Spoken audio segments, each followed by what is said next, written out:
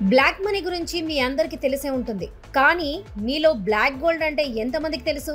అయితే ఇదేదో కొత్తగా వచ్చిన బంగారం కాదు. బ్లాక్ మనీ ఉన్న వాళ్ళు తమ డబ్బుని ఎక్కువగా దాచుకోలేక ఆ అవినీతి సొమ్ముతో కొన్న బంగారమే ఈ బ్లాక్ గోల్డ్. ఇలా కొన్ని వేల టన్నుల బ్లాక్ గోల్డ్ ని దేశ విదేశాల్లోని బ్యాంక్ లాకర్లో కొంతమంది దాచిపెట్టారు. అయితే మోదీ గారు ఇప్పుడు ఆ బంగారం లాకర్లని బద్దలు కొట్టి త్వరలోనే ఇండియాకు తీసుకురాబోతున్నట్లుగా సమాచారం. అయితే అసలు ఇంతకీ ఆ బంగారం ఎక్కడుంది? వేల టన్నుల బంగారం విదేశాలకు ఎలా వెళ్ళింది? ఆ బ్లాక్ గోల్డ్ ని ఇండియాకి తీసుకురావడం కోసం మోదీ వేసిన మాస్టర్ ప్లాన్ ఏంటి? ఆ బంగారంతో ఇండియా త్వరలోనే సూపర్ పవర్ గా మారబోతుందా అనే విషయాలను ఈ వీడియోలో తెలుసుకుందాం.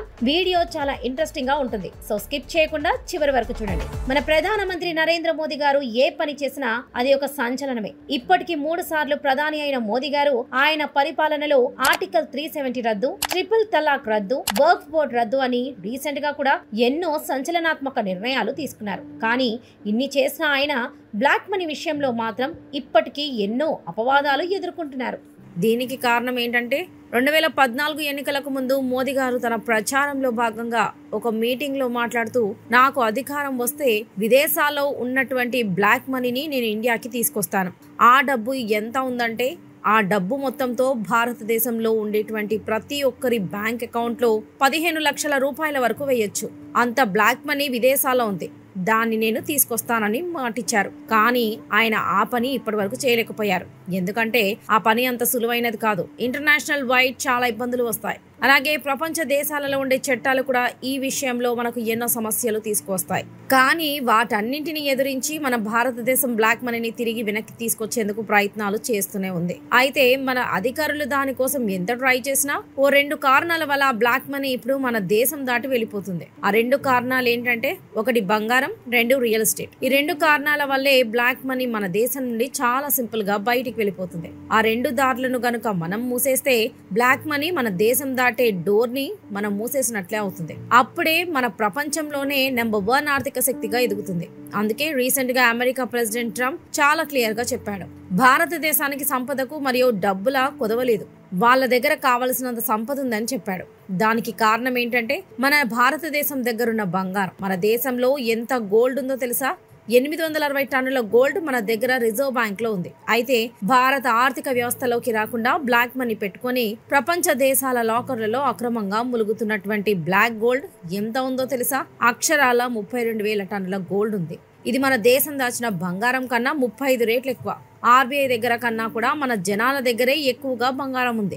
అయితే ఇంత బంగారం మన దేశం వెనక్కి తీసుకొచ్చింది అంటే ప్రపంచంలోనే ఇండియా పవర్ఫుల్ కంట్రీ అవుతుంది. ఎందుకంటే బంగారం ఎవరి దగ్గర ఎక్కువ ఉంటే ఆ దేశాన్ని ప్రపంచ దేశాలు పవర్ఫుల్ అని నమ్ముతాయి.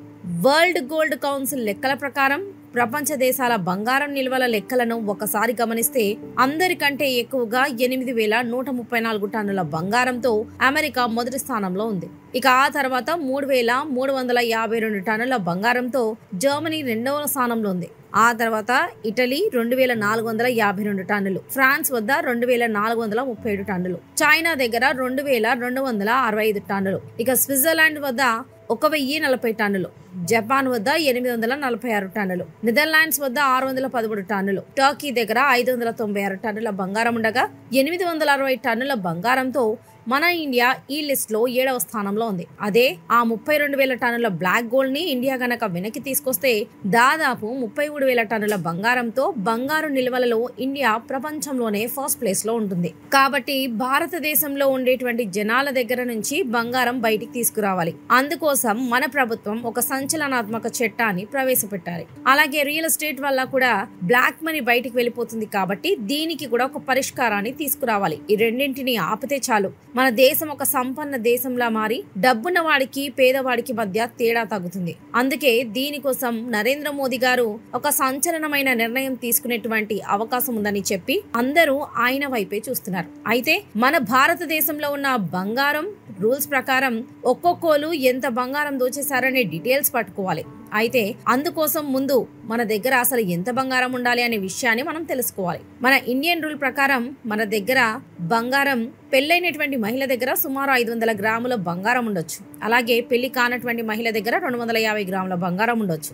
ఇక మగవారి విషయానికి వస్తే పెళ్ళైనా కాకపోయినా మగవారి దగ్గర 100 గ్రాముల బంగారం ఉండొచ్చు. ఇంతకు మించి ఎవరి దగ్గర బంగారం ఉండకూడదు. ఒకవేళ ఉంటే ఆ బంగారానికి సంబంధించి ఎక్కడ కొనుగోలు చేశారని రిసిప్ట్స్ ఉండాలి.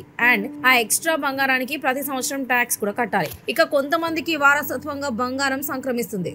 దానికి సంబంధించినటువంటి ప్రూఫ్స్ చూపించాలి. లేకపోతే అది చట్ట విరుద్ధంగా పరిగణించబడుతుంది. ఆ బంగారాన్ని ప్రభుత్వం స్వాధీనం చేసుకుంటుంది. అయితే ఇలా ప్రూఫ్స్ చూపించి కేజీలు కొద్ది బంగారం దాచుకున్నటువంటి వాళ్ళు ఉన్నారా మన భారతదేశంలో అంటే దాదాపు ఎవరు లేరనే చెప్పొచ్చు. ఎందుకంటే అంత బంగారం కొన్నాడంటే అది ఖచ్చితంగా బ్లాక్ మనీతో కొన్నదే అవుతుంది. ఎందుకంటే మనం గోల్డ్ కొనేటప్పుడు ఒకేసారి 2 లక్షలకు మించి కరెన్సీని వారు తీసుకోరు. అందుకోసం మనం ఖచ్చితంగా ఆన్లైన్ పేమెంట్ చేయాల్సిందే. అలాగే ఆ బంగారానికి 3% GST పే చేయాలి.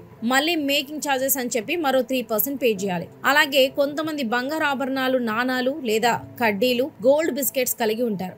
దీనికి ఆదాయ పన్ను చట్ట ప్రకారం పన్ను చెల్లించాలి. అయితే మొదటి పన్ను కొంచెం తక్కువే ఉన్నా రోజుకి బంగారం రేట్ పెరుగుతుంది కాబట్టి ఈ బంగారానికి కూడా 3 ఏళ్ల తర్వాత 20% పన్ను కట్టాలి. ఇవన్నీ కడితేనే ఆ బంగారం అఫీషియల్ గా మనదవుతుంది. అప్పుడు ప్రభుత్వంతో ఎలాంటి గొడవ ఉండదు. అయితే ఇవన్నీ కడితే కట్టిన డబ్బుకి గవర్నమెంట్ కి లెక్క చెప్పాలి. కాబట్టి కొంతమంది అవినీతి పరులు తమ బ్లాక్ మనీతో 32,000 టన్నుల బంగారాన్ని ప్రపంచ దేశాల లాకర్ లో దాచారు. ఇది మనం వెనక్కి తీసుకురాగలిగితే ప్రపంచంలో భారతదేశమే నంబర్ 1 ఆర్థిక శక్తిగా కనిపిస్తుంది. అయితే ఈ లాకర్లను నరేంద్ర మోదీ గారు బద్దలు కొట్టగలరా అంటే ఇది ఖచ్చితంగా ఆయన మాత్రమే చేయగలరని ఎంతమంది ఆర్థికవేత్తలు నమ్ముతున్నారు. అలాగే రియల్ ఎస్టేట్ లో కూడా ఈ బ్లాక్ మనీ వ్యవహారం ఎక్కువ అవుతూ ఉండడంతో మనం దాన్ని కూడా వీలైనంత తొందరగా కంట్రోల్ చేయాలి. అయితే ఢిల్లీ వర్గాల నుంచి అందుతున్నటువంటి సమాచారం ప్రకారం నరేంద్ర మోదీ గారు ఇప్పటికే దీనికోసం 2-3 సార్లు ట్రై చేశారు. అయితే గోల్డ్ అనేది సెంటిమెంట్ తో కొంతమందికి వ్యవహారం కాబట్టి నరేంద్ర మోదీ గారు ఫస్ట్ రియల్ ఎస్టేట్ తో ఈ బ్లాక్ మనీని కంట్రోల్ చేయాలని ప్రయత్నం చేస్తున్నారు. ఈ రియల్ ఎస్టేట్ కి సంబంధించి కూడా ఒక్కొక్కరికి ఎంత భూమి ఉండాలి, ఎంత అర్బన్ ప్రాపర్టీ ఉండాలి, ఎంత రూరల్ ప్రాపర్టీ ఉండాలి అనేది క్లియర్ గా మన చట్టాలు చెప్తున్నాయి. అయితే వీటికి విరుద్ధంగా చాలా మంది దగ్గర ఎక్కువ భూములు ఉన్నాయి. అలాగే ఒక్కొక్కరికి లెక్కలేనని ఇల్లు, అపార్ట్మెంట్స్ ఉన్నాయి. ఎక్కడో ఎందుకు మన హైదరాబాద్ లోనే దాదాపు 200 ప్లాట్లుండే ఓనర్లు కూడా ఉన్నారు. దాంతో మన గవర్నమెంట్ ఈ భూములు, ఇళ్ల విషయంలో కూడా ఒక సర్వే లాంటిది చేసి రియల్ ఎస్టేట్ మాఫియాని కూడా అరికట్టాలి. అందుకే దీనికోసం కూడా నరేంద్ర మోదీ గారు ఒక ప్రత్యేకమైన చట్టాన్ని తీసుకురావడానికి ప్రయత్నం చేస్తున్నారని తెలుస్తుంది. ఇక ఆల్రెడీ రియల్ ఎస్టేట్ కోసం పనులు మొదలుపెట్టిన మోదీ గారు అతి త్వరలోనే విదేశాల్లో ఇంట్లో రహస్యంగా దాచిన బంగారు లాకర్లను బద్దలు కొట్టి దేశాన్ని సంపన్న దేశంగా మార్చబోతున్నారని అందరూ నమ్ముతున్నారు. సో ఇది ఫ్రెండ్స్, ఈ విషయం మీద మీ అభిప్రాయం ఏంటో కామెంట్స్ లో తెలియజేయండి. అలాగే మా వీడియో కనుక మీకు నచ్చినట్లయితే ఒక లైక్ చేసి ఇలాంటి మరెన్నో ఇంట్రెస్టింగ్ వీడియోస్ కోసం మా ఛానల్ ను సబ్స్క్రైబ్ చేసుకోండి.